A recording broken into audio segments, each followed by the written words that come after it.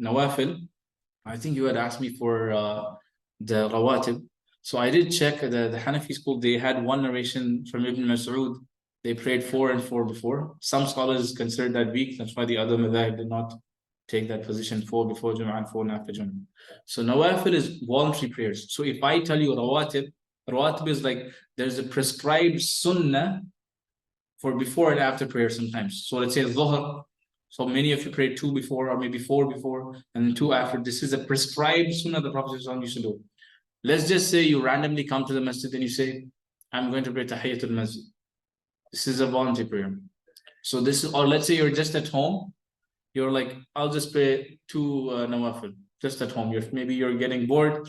So anything that is not prescribed within, let's say, after dhuhr, before fajr, all of that is called rawatib. It is a prescribed sunnah that the Prophet used to do.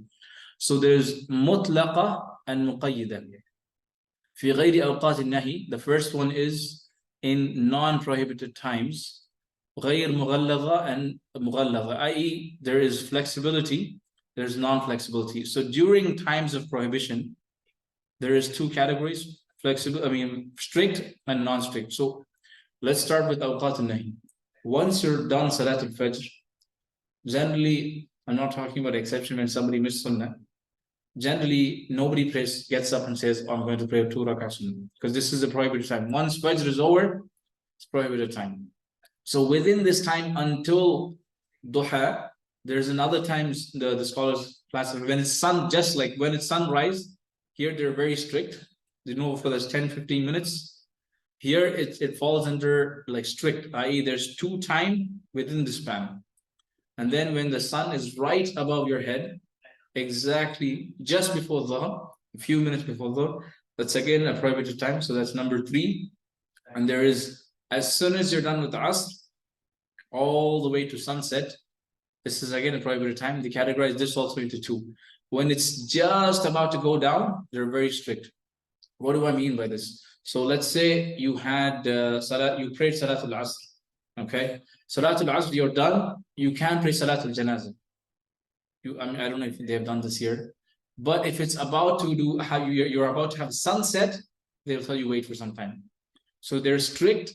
One is there is flexibility, ba'd al-asr, as this one says, and min al-fajr ila qubul ash-shuruq. So after fajr, just sunrise and after, that's very, very strict. So here 2 times there's leniency, and then there's 3 times when they're very strict. When the sun is right above you, don't pray anything. It's only 1 or a few minutes. And when you're right done with, what do you call it, waqtul maghrib, and just before maghrib time, they will tell you not to pray, just so you can wait for those few minutes, again maybe 5-10 minutes. When it's about to be sunset, they tell you not to pray. So this is the difference between flexible and non-flexible when it comes to prohibited times. Muqayyid, rawatib, which we have already covered. I've mentioned there's 2 narrations, 12 and 10 rak'ah in the day, i.e. 2 before fajr. Then you have 2 before dhuhr and after dhuhr, one of the narrations. In another narration, there's 4, and then there's 2 after dhuhr. And then there's maghrib. After maghrib, you have 2. And after isha, you have 2. So one narration talks about 10 rak'ah. Another narration talks about 12. So those are called rawatib. Al-duha, obviously the 10-15 minutes after your fajr. Al-witr, the Hanafis classify this as wajib. That's 1 level lower. So why do some of the scholars, I'm sure many of you have heard of this Bedouin man who came to the Prophet ﷺ, he asked, what is upon him? And he tells him only the khamsu salawat, the 5 daily prayers.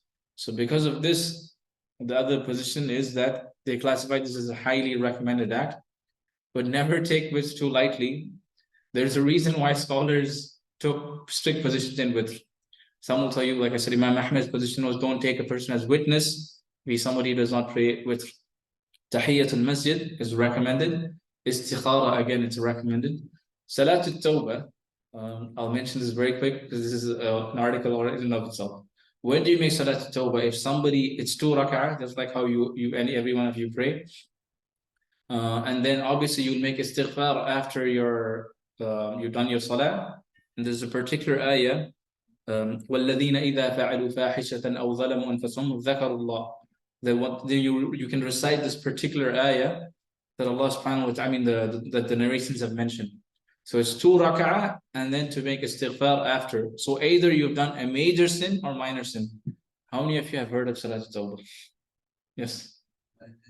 What surah is that? وَالَّذِينَ إِذَا فَعَلُوا فَاحِشَةً أَوْ ظَلَمُوا أَنفُسَهُم. Baqarah? Not Baqarah. It's either Surah Al-Imran or Surah An-Nisa. I don't think it's Surah An-Nisa. Mostly likely Al-Imran. Is there another ayah that you do for a different rak'ah? I think I can see. There's multiple narrations on this one. So I don't remember all the narrations, but this particular one I remember right on top of my head. So remember, just because I mentioned one doesn't mean there's no other narration. So same thing with the madhab. Sometimes they may have a preferred narration that they follow, but that does not negate there's no other narration the other position